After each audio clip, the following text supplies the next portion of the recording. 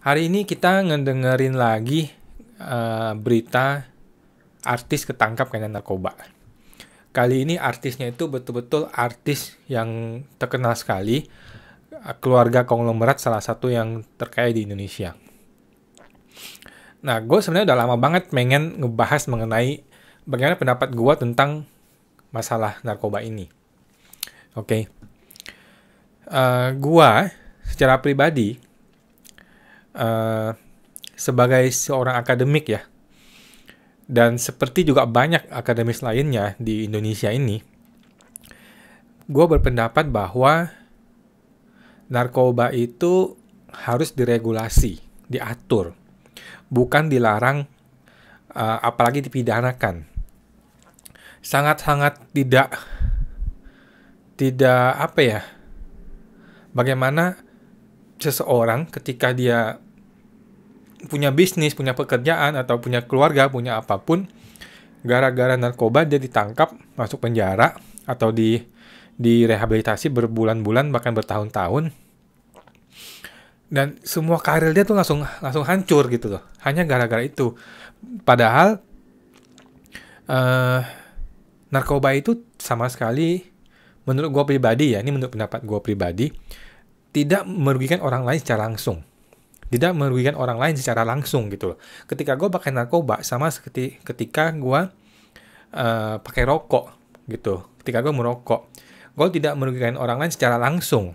Tapi rokok bahkan lebih berbahaya karena rokok itu gue merokok di depan orang lain gitu. Sedangkan narkoba orang cenderung terutama sabu atau ganja atau apa nggak tahu juga ya, cenderung diam-diam gitu, sendirian di rumah gitu. Jadi gue berpikir bahwa ini tidaklah memberikan efek merugikan orang lain secara langsung gitu. Jadi itu pendapat gue secara pribadi ya. Jadi gue berpikir bahwa seharusnya narkoba ini terutama yang mempunyai efek yang bisa membantu orang harusnya diregulasi, diatur gitu loh. Jadi pemerintah, jadi ini ide masukan buat pemerintah gitu. Jangan langsung blok, jangan langsung anti sama orang yang pengen membuka diskursus supaya narkoba ini bisa dilegalkan gitu. Nah, jadi ayolah kita bisa buka diskursus ini menjadi diskusi yang panjang, dan kita lihat di negara-negara berkembang yang sudah maju seperti Amerika, negara-negara lain, mereka memberikan regulasi untuk ini gitu. Dan tentu saja masih banyak pelanggaran, tapi uh, mereka mereka meregulasi sehingga mereka mengambil manfaatnya dengan tetap waspada terhadap sisi negatifnya dari hal ini, begitu loh. Jadi seperti kita tahu bahwa ganja, sabu ada manfaat baiknya gitu, terutama bagi orang-orang yang punya sakit tertentu gitu. Jadi alangkah baiknya kalau ini dilegalkan dan diregulasi dengan baik, dengan ketat gitu loh. Dibandingkan kalau orang sampai hidupnya tuh hancur hanya gara-gara satu penangkapan uh, penangkapan hal seperti ini gitu. Itu menurut gue pribadi.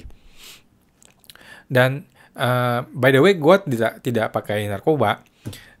Seumur hidup gue nggak pernah pakai narkoba. Gue beruntung karena mungkin gue nggak punya uang dan gue nggak berteman dengan orang-orang yang menggunakan narkoba, atau gue nggak dapat akses ke sana. Gue beruntung sekali bahwa gue sepanjang hidup gue nggak pernah ada kepikiran pengen ke sono. Tapi bukan itu poinnya. Poinnya adalah gue mendukung upaya untuk melegalisasi dan meregulasi narkoba ini.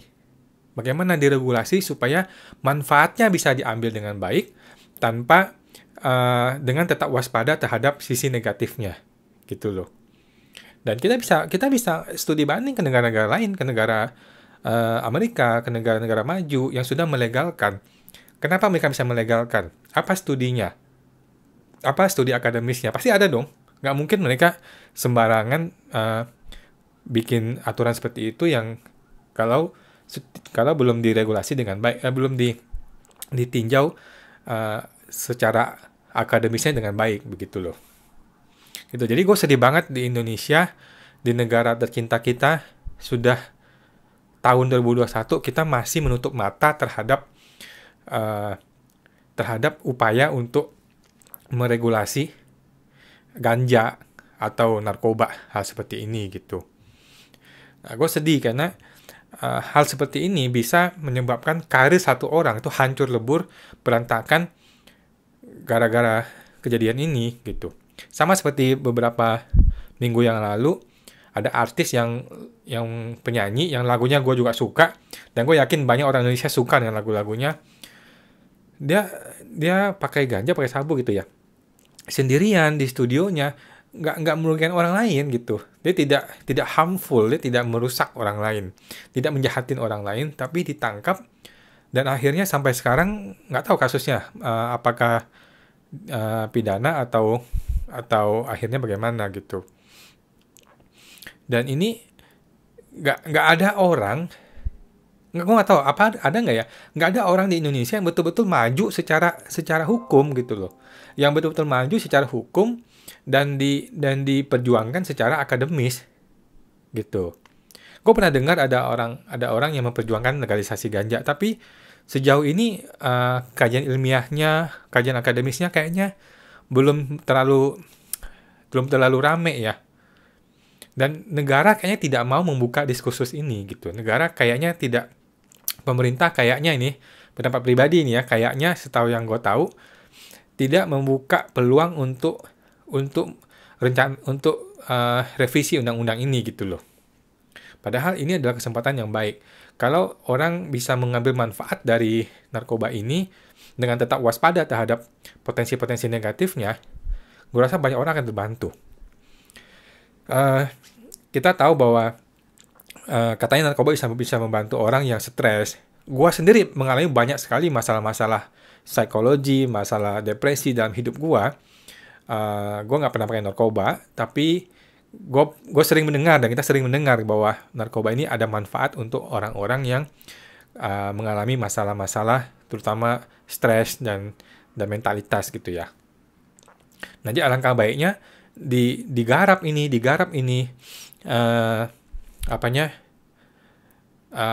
sisi akademisnya, diambil sisi pengetahuannya, bagaimana ini bisa membantu kita dalam kehidupan ini gitu loh. Dan negara maju sudah melakukan itu, kenapa enggak kita lakukan gitu ya. Jadi gue selalu dan akan tetap selalu bertahan pada pendapat ini bahwa ganja itu regulasinya harus diregulasi.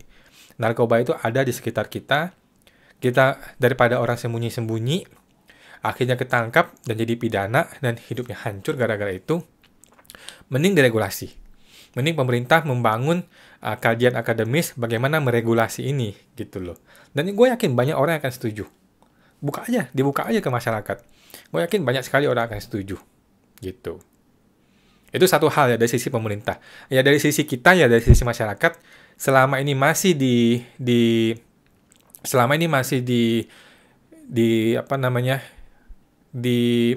tidak diperbolehkan penyalahgunaannya oleh undang-undang, ya lu jangan pakai dong.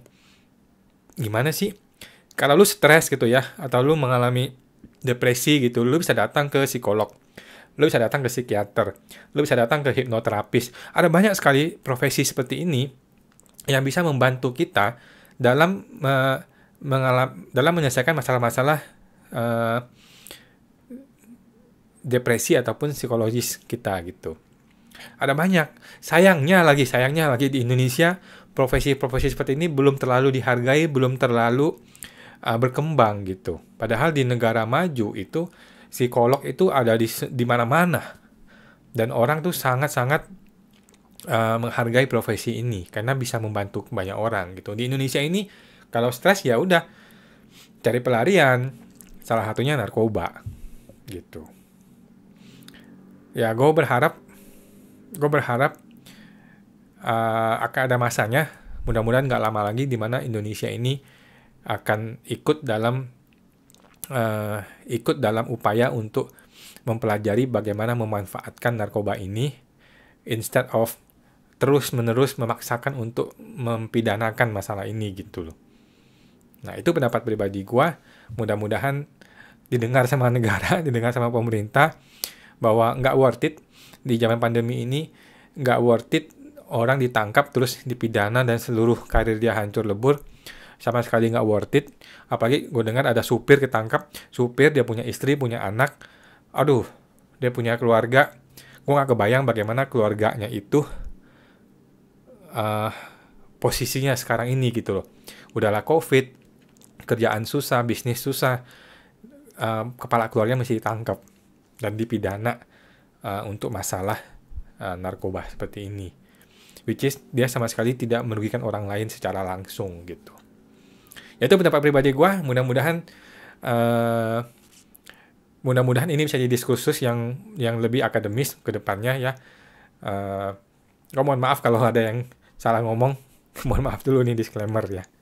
Oke, itu aja. Terima kasih teman-teman.